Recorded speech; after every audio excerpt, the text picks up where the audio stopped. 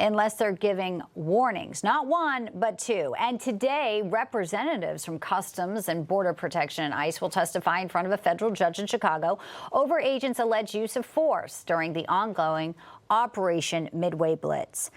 I'm pleased to bring in right now Professor Emeritus, Harvard Law School, and author of The Preventative State, Alan Dershowitz. Professor Dershowitz, such a pleasure to have you. Listen, you just heard Gregory Bavino said it's a split second. You've got a car, you've got a person. Sometimes these people are armed. We saw in Dallas a sniper on the roof. Isn't this judicial overreach to try to litigate pepper spray? Aren't these agents seasoned enough to know when they need an angry mob to be calmed down? Well, even Justice Ginsburg, who was very liberal, said many judges confuse their role with having a kind of roving mandate to do justice and do what they want to do. Obviously, it's not the role of a judge to say whether or not agents have to have cameras on them or when they can use a spray. That's a legislative determination. It's an administrative determination. You know, it may be a good idea for police officers of all kinds to have cameras. I think that's a helpful matter. If I were the police commissioner, I think I would, after hearing all the arguments and all the sides, I would probably say, keep your cameras on. And whenever you're moving, the camera should automatically go on so you don't have to turn it on or turn it off. As far as pepper spray is concerned, it's not particularly harmful. It's a measure that has to be decided at the spur of the moment. So let judges remain judges and stop being legislatures.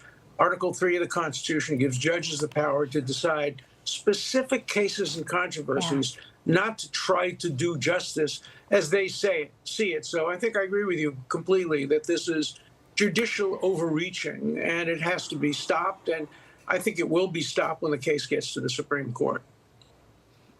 All right, duly noted. Let's move on to a couple other topics that we want to ask you about. Today, former FBI Chief James Comey's lawyers will file their first substantive motion in the case. They want it to be dismissed. We've heard this before, even before he was indicted. Selective vindictive prosecution. They're also going to try and go after Lindsay Halligan, saying she was not lawfully installed as the interim U.S. attorney of Eastern District of Virginia. But in an interesting back and forth, the DOJ is now saying they think Comey's lead defense attorney, a man by the name of Patrick Fitzgerald, needs to be booted because he had some involvement in Comey's disclosures to the media when Comey was fired in 2017. Legally, what do you think happens with Fitzgerald and then also Comey's defense methods here, Professor Dershowitz? I think there is a real problem with a lawyer who could potentially be a witness being a lawyer as well. So I suspect we won't actually. The Comey case raises a very interesting issue. I don't know whether he's guilty or innocent ultimately, but I do know that if he were not somebody who was on the radar, he'd probably not be prosecuted for this. So the real question the judge is going to have to decide is, let's assume two things are true. One, there's enough evidence to go to the jury that if it was an ordinary person, the case would go to the jury. It wouldn't be dismissed. But also that the judge concludes that if he were not James Comey, he would not have been prosecuted for this crime because other people are not prosecuted for it.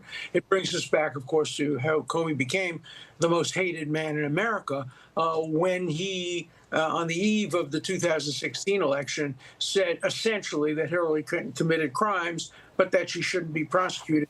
Nobody else is prosecuted for it. So that kind of be the defense he's going to raise, ironically, in court. And usually those defenses don't work as a matter of law. All right, we'll watch it closely. Real quickly, I just want to play a little bit of Steve Witkoff and Jared Kushner on 60 Minutes talking about the ceasefire in Israel, the end, hopefully, of the fighting in the Gaza Strip.